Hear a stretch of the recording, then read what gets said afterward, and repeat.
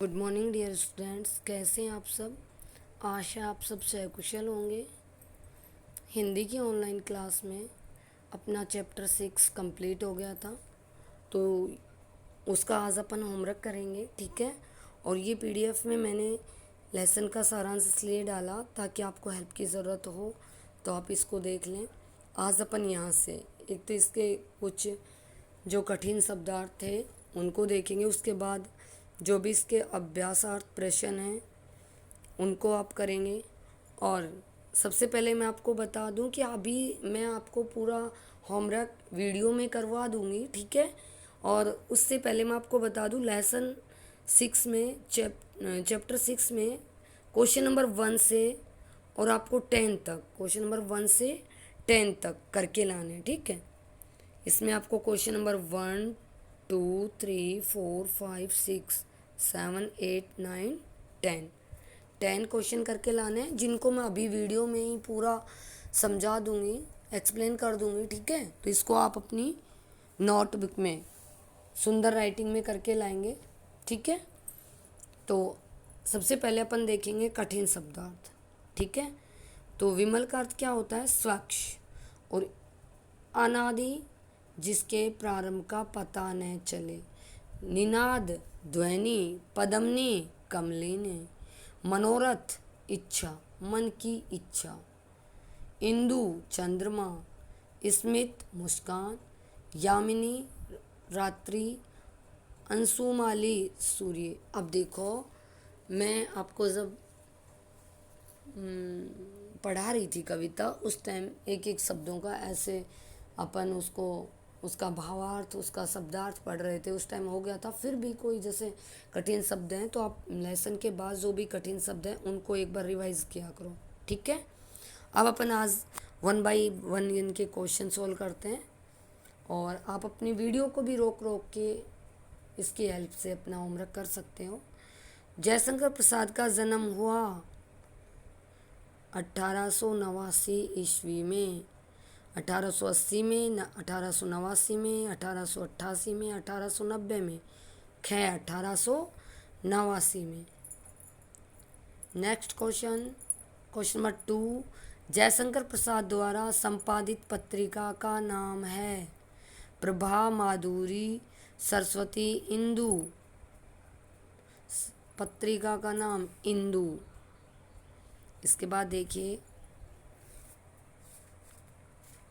अगला है अति लघुतरात्मक प्रश्न।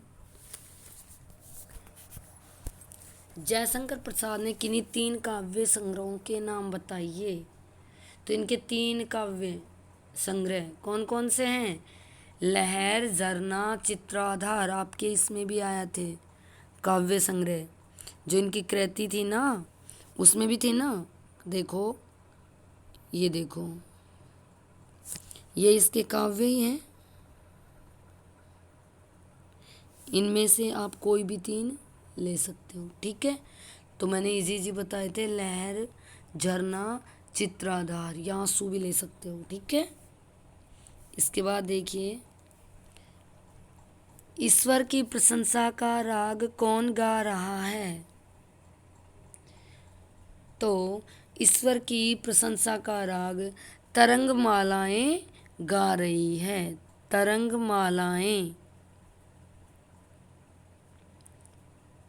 ठीक है। नेक्स्ट देखें प्रश्न नंबर 5, मनुष्य के मनोरथ कब पूर्ण होते हैं? मनुष्य के मनोरथ कब पूर्ण होते हैं? तो मनुष्य के मनोरथ दयामय ईश्वर की दया होने पर, अर्थात हम ऐसे भी कह सकते हैं कि मनुष्य के मनोरथ ईश्वर की दया दृष्टि होने पर पूर्ण होते हैं।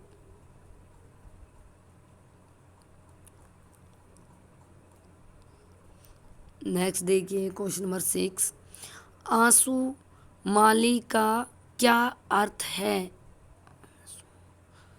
सॉरी, अंशु माली का क्या अर्थ है? तो अंशुमाली का अर्थ है सूर्य। अंशुमाली का अर्थ क्या है? सूर्य। नेक्स्ट देखिए क्वेश्चन नंबर 7, प्रकृति पद्मिनी के अंशुमाली से कवि का क्या तात्पर्य है? तो प्रकृति पद्मिनी के अंशुमाली से क्या तात्पर्य या आशय? देखो, सूर्य के उदित होने पर ही कमलिनी खिला करती हैं। सूर्य के उदित होने पर ही कमलिनी खिला करती हैं। खिलना प्रसन्नता का द्योतक होता है। खिलना प्रसन्नता का द्योतक होता है। तो कवि ने ईश्वर को प्रकृति के चराचर सभी पदार्थों को प्रसन्न करने वाला बताया है। यही इस कथन का आशय है। ठीक है, इसके बाद देखिए, कवि ने ईश्वर को अनादि क्यों कहा है?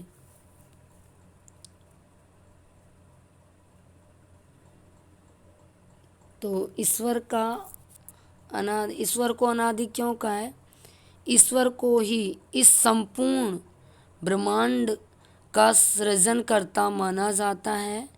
अतः इस सृष्टि से पहले भी ईश्वर विद्यमान था। इस कारण कवि ने ईश्वर को अनादि का अर्थ होता है जिसका आरंभ या उपस्थिति किसी को ज्ञात न हो, अर्थात जो कब आया और कब कहाँ है, कब आया, कुछ नहीं पता, कि विद्यमान है, कब आया, ये किसी को पता ही न हो, कि उसकी उपस्थिति किसी को ज्ञात ही न हो। आगे देखिए क्वेश्चन नंबर 9, यामिनी में अनूठा पता कौन बता रही है?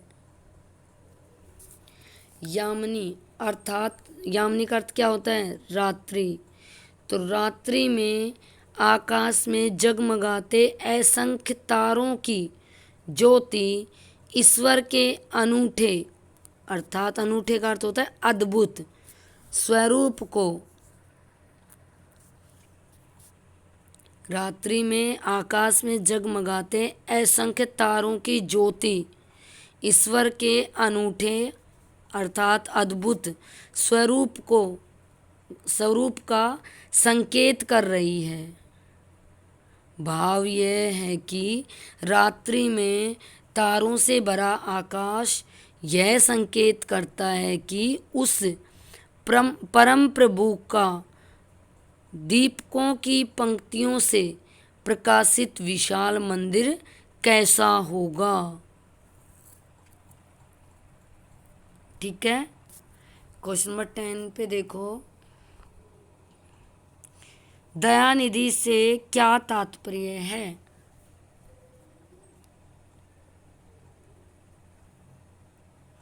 दयानिधि से तात्पर्य ऐसे ईश्वर से है जिसके हृदय में सृष्टि के सारे जीवों के लिए अपार करुणा भरी हुई है,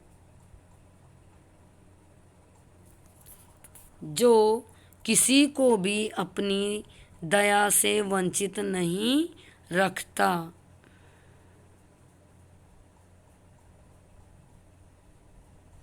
सभी प्राणियों के सभी मनोरथों को पूर्ण किया जाता है।